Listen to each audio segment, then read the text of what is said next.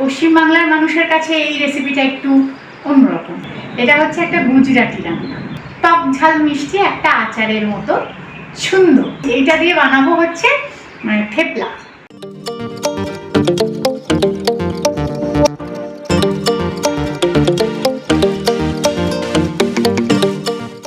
যেদিন খাবে সেদিন বাঙালি বাড়িতে একেবারে অন্য রকমের খাবার দাবার হবে।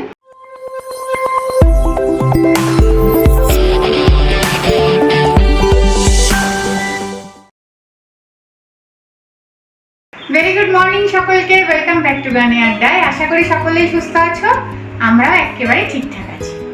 আবার বৃষ্টি শুরু হয়েছে বাইরে, যদিও বলেছিল যে 2-3 দিন রোদ ঝলমলে আকাশ থাকবে, তারপরে বৃষ্টি নামবে। এবার সেটা টানা নাকি আজকে আবার বেলার দিকে কমে যাবে সেটা আমরা জানি না। মনে হচ্ছে টানা থাকবে কয়েকদিন, তাই উইকেন্ড অবধি। হ্যাঁ, উইকেন্ড অবধি। হ্যাঁ, ওরে বাবা, তাহলে তো আবার সেই সাথে হবে।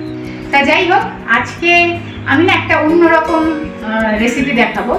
আমরা যারা বাংলার বাইরে থাকি তারা হয়তো এই রেসিপিটা বানিয়ে খেয়েছো। পশ্চিমবাংলার মানুষের কাছে এই রেসিপিটা একটু অন্যরকম, মানে সচরাচর সকলের ঘরে হয়তো হয় না।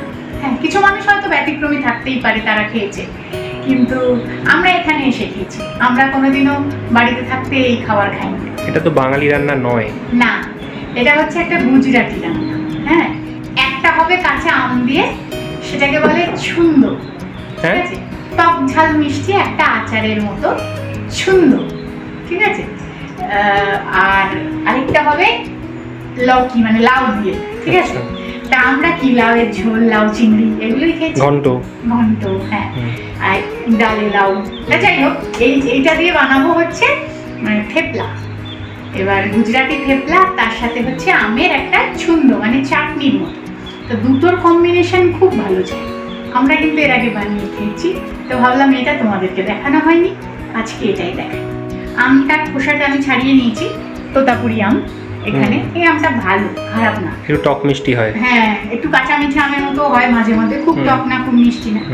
আচ্ছা, প্রথমে আমি আমটাও গ্রেট করে নেব আর লাউটাও খোসা ছাড়িয়ে গ্রেট করে নেব, তবে দানার অংশটা দেবো না, তাহলে জল ছেড়ে যাবে। আচ্ছা, চলো বানাই। এই মোটা গ্রেটারের অংশটা দিয়ে আমটা আমি ঘষে নেব।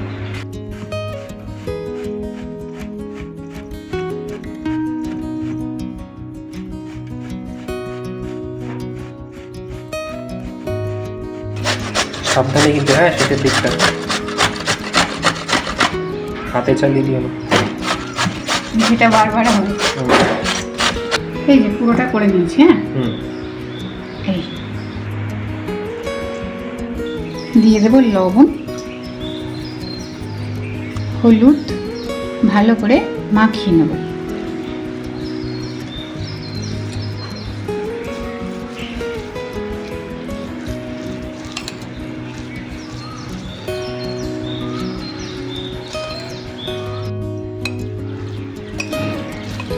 গুজরাটি ফ্যামিলিতে এটা কিন্তু মানে এক প্রকার বানিয়ে রেখে রোজই থেপলা কিংবা পরোটা এর সাথে খাওয়া হয়। হ্যাঁ, তুমি তো বলছো আচারের মতন। হ্যাঁ, তুমি স্টোর করে রাখতে পারবে একদম বেশি দিন ফ্রিজে, তবে ওই যেটা বারবার বলি, টাটকা বানিয়ে খাওয়াই ভালো। 3-4 দিনে শেষ করে ভালো করে নুন হলুদটা মাখিয়ে নিয়েছি। এবারে তো আমটা থেকে জল ছাড়বে, এই সময় দিয়ে দেবো পরিমাণ মতো চিনি। তোমরা চাইলে কিন্তু গুঁড়ো দিতে পারো, মানে আখের গুঁড়ো দিতে পারো। আমার কাছে আজকে গুড় নেই, আমি দিয়ে দিচ্ছি চিনি।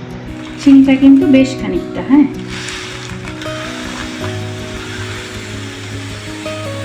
আমের পরিমাণ বুঝে চিনিটা দিও।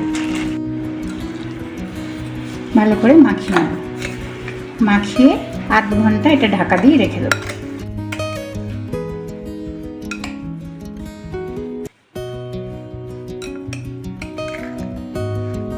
আধ ঘন্টায় চিনিটা পুরোটাই গলে যাবে আমের সাথে। এখন থেকেই জল ছাড়তে শুরু করেছে। চিনিটা গলছে তো, আমের টকে চিনিটা মিশে অনেকটাই গলে যাবে। এবার এটাকে ঢাকা দিয়ে 8 ঘন্টা মতো রেখে দিই। ওদিকে আমি থেপলার আটাটা মেখে নিই। লাউটা কেটে নেবো। হ্যাঁ, এই থেপলাতে না মানে টাটকা মেথি শাক হলে খুব ভালো। আর লাউটা দিলে থেপলাটা নরম হয়, সেই কারণে লাউটা দেওয়াটা জরুরি। না হলে থেপলাটা একটু শক্ত হয়ে যাবে, আর কিছুই না। তবে খুব শক্ত হয় না, তবে লাউটাতে বেশি নরম হয়। আর যেহেতু আজকে আমরা টাটকা মেথি শাক পাইনি, আমরা দেবো একটু কাসুরি মেথি যখন আটাটা মাখবো তার মধ্যে। তাহলে আগে লাউটাকে ছাড়িয়ে নিয়ে ঘষে নেব।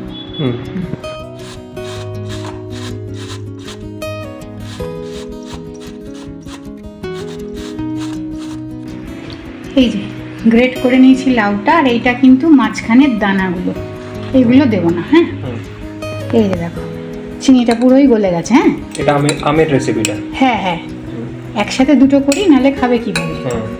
আচ্ছা, এবার এই পুরোটা দিয়ে দেবো।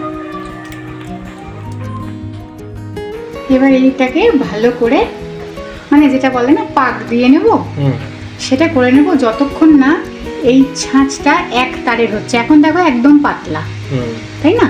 তো এটা একটু গাঢ় হবে এবং এক তারের হবে, ততক্ষণ অবধি এটাকে জাল দিতে হবে, জাল দিয়ে নেবো ভালো করে। এটা এদিকে হোক, আর এর সাথে সাথে আমি এগুলো দিয়ে দিই। হ্যাঁ, মানে যে পরোটা হচ্ছে। হ্যাঁ, এটা হচ্ছে থেপলাটা। লাউ দিয়েছি, দিয়ে দেবো ধনেপাতা, ঠিক আছে, লঙ্কা থেতো করে রাখা, আদা কুচনো, কাসুরি মেথি। এই মেথিটাই টাটকা হলে স্বাদটা আরো ডবল হয়ে যায়। ভালো পাইনি, পাবো না না। লঙ্কাটা যখন থেতো করছিলাম, ঝাঁঝটা এমন ভাবে গলায় লেগেছে না, কথা বলতে গেলে কাশি আসছে। 1 চামচ, 2 চামচ, 3 চামচ বেসন। এবারে দিয়ে দেবো সমস্ত ড্রাই স্পাইসেস, লবণ, হলুদ, লঙ্কা, জিরে ধনে গুঁড়ো, চিনি, নর্মাল আটা। হ্যাঁ, 2 চামচ পরিমাণে দই। দইটা একটু উঁচু উঁচু নিয়ে চামচের। চেষ্টা করব জল না দিতে। হ্যাঁ, তাহলে যদি এই মাখাটা ফ্রিজে রেখেও দাও তাহলে নষ্ট হবে না। আচ্ছা, তো আমি এবার এটাকে পুরোটাকে সুন্দর করে মেখে নেব, মানে যেরকম ভাবে আটা মাখা হয়।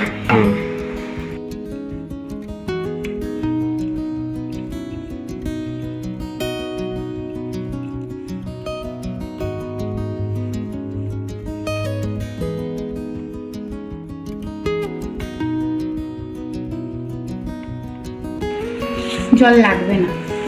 আচ্ছা, লাউয়ের এখান থেকে তো জল বেরিয়েছে, এটাই হয়ে যাবে।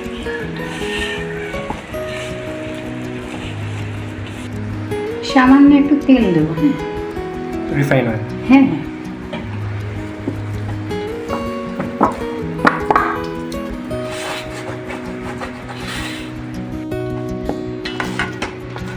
হয়ে গেছে। হ্যাঁ, আচ্ছা, মাখাটা। এরপরে এটা বেশিক্ষণ রাখবো না, সঙ্গে সঙ্গেই লেচি কেটে নেব, এবং একটু বেশি গুঁড়ো আটা লাগতে পারে বেলার সময়, সেরকম ভাবে যেমন রুটি বেলে তেমন বেলে নেব।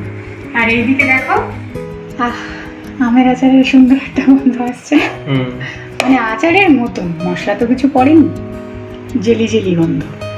এই দেখো, এই যে একটা তার তৈরি হচ্ছে, তার মানে এটা আর কুক করার দরকার নেই, ওই জন্য আমি গ্যাসটা বন্ধ করে দিয়েছি।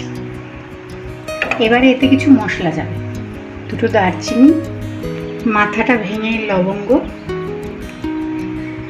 জিরে, জিরেটা কিন্তু কাঁচাই, আর অনেকটা পরিমাণে কাশ্মীরি লাল লঙ্কার গুঁড়ো। এবারে ভালো করে মিশিয়ে নেব।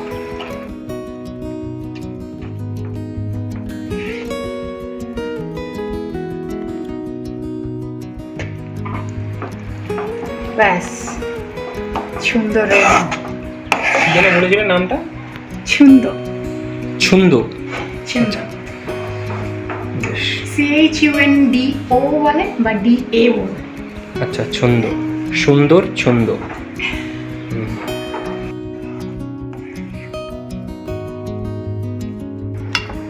হাতে এরকম তেল মাখিয়ে মাখিয়ে লেচিগুলো কেটে নিও, না হলে হাতের সাথে বেশি লেগে যাবে। এরকম ভাবে সবগুলো লেচি কেটে নিও। পড়ে যাচ্ছে নাকি? না না, মানুকে একটু 2টো করে দিয়ে দিই, ও খেতে থাকুক, তারপর আমি দেখাচ্ছি। আচ্ছা, এই যে রেডি। হ্যাঁ, এরকম ভাবেই খাবে। সাথে তুমি রায়তা নিলে নিতে পারো। আমি ছেলেটাকে দিয়ে নিই, তারপর ধীরে সুস্থ দেখাচ্ছি। একদম।